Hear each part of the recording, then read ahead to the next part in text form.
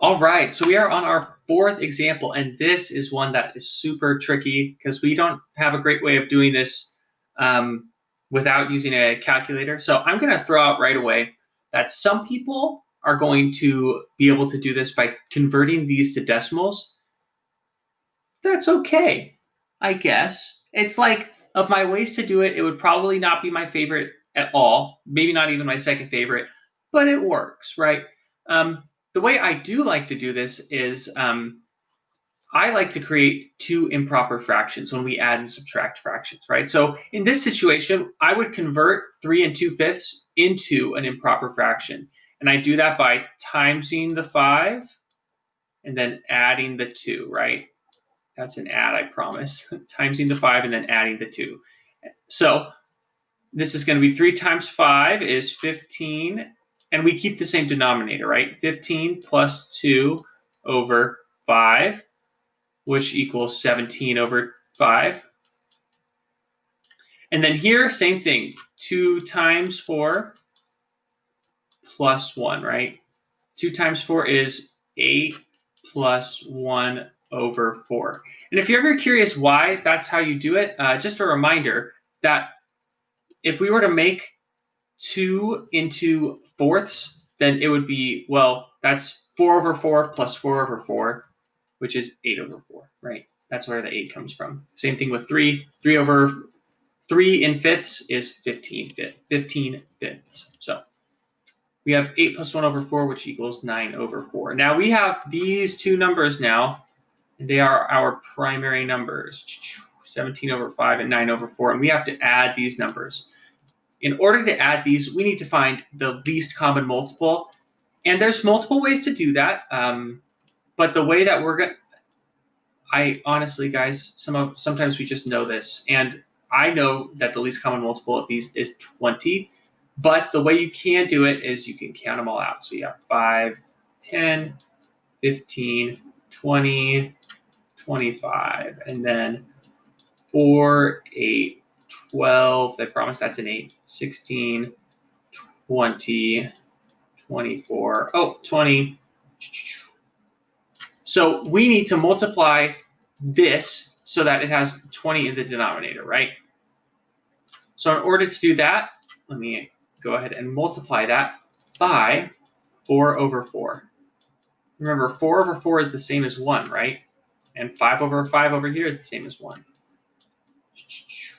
Awesome. 17 times 4 is, ooh, gosh, I almost messed that one up. 28 plus 40 is 68. There you go. 68 over 20. If you look at that, that's a great example of when a calculator is not the worst.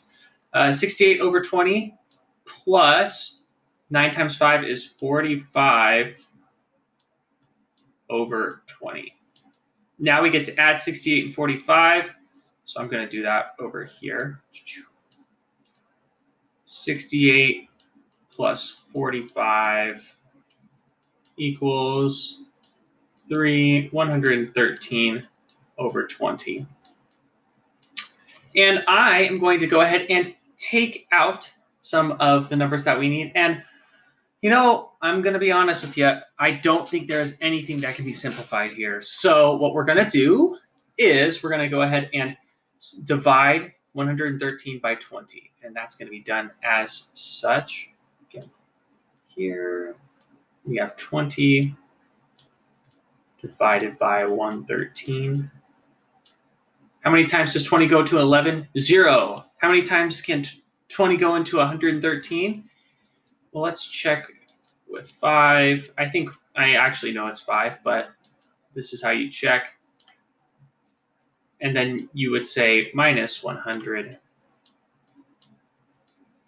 3, 1, 0.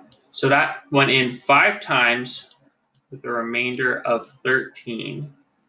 Or if you wanted to rewrite this, you could say 5. Ooh, that is the ugliest 5 I've written today.